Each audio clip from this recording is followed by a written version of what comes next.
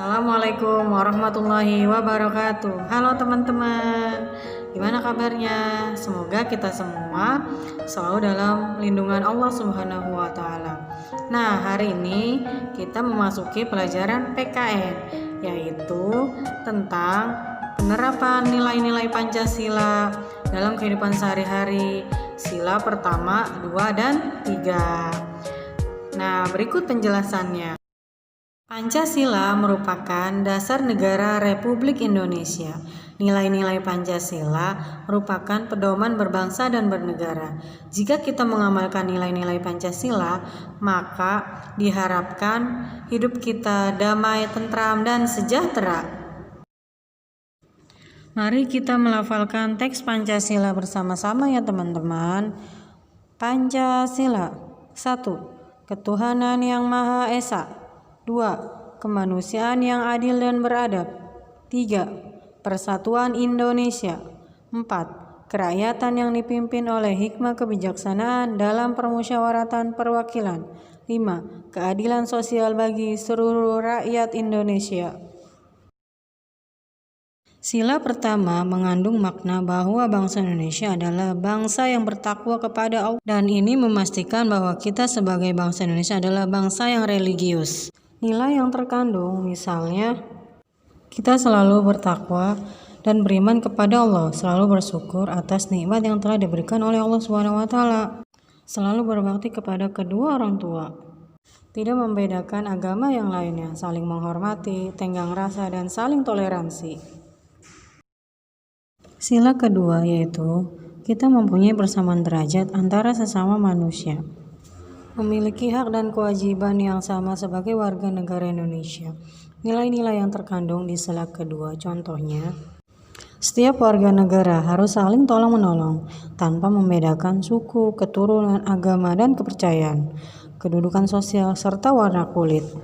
Selanjutnya, sikap yang mencerminkan sila kedua adalah menghargai karya orang lain.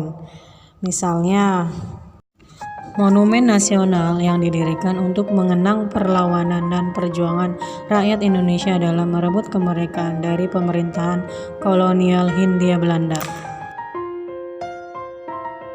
Patung Selamat Datang dibuat pada tahun 1962 karena pada tahun itu Jakarta menyambut tamu kenegaraan di Bundaran Hotel Indonesia. Patung ini dibangun dalam rangka Asian Games keempat yang diadakan di Jakarta. Patung Dirgantara atau Patung Pancoran.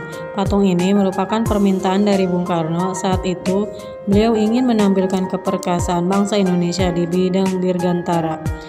Untuk mencapai keperkasaan, bangsa Indonesia mengandalkan sifat-sifat jujur, berani, dan bersemangat. Patung Jenderal Sudirman adalah pemimpin pasukan gerilya pada masa Perang Kemerdekaan. Ia menyandang anugerah Panglima Besar. Jasa dan pengabdian kepada bangsa dan negara layak dikenang dan diabadikan.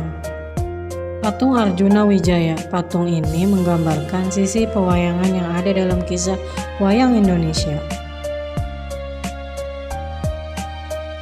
Patung Pahlawan atau Tugu Tani.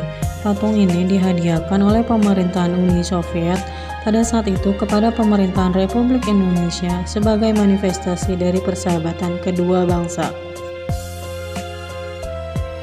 Patung Pemuda Membangun. Pembangunan patung ini sebagai penghargaan untuk para pemuda dan pemudi dalam keikutsertaannya pada pembangunan Indonesia. Dilambangkan dengan seorang pemuda kuat memegang piring besi, api yang tidak pernah padam sebagai perwujudan semangat pembangunan yang tak pernah mati.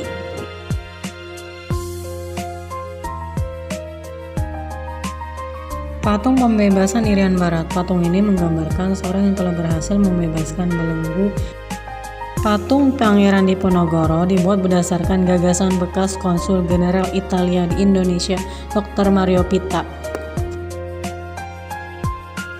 Tugu Proklamasi atau Tugu Petir adalah tugu peringatan proklamasi kemerdekaan.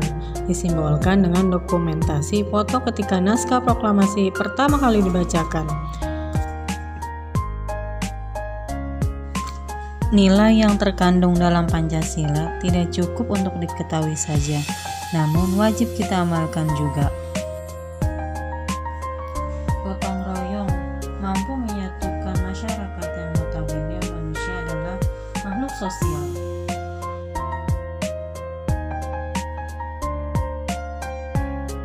Manusia membutuhkan orang lain untuk kelangsungan hidup bersama-sama, saling tolong-menolong tanpa memandang ras, suku, maupun agama.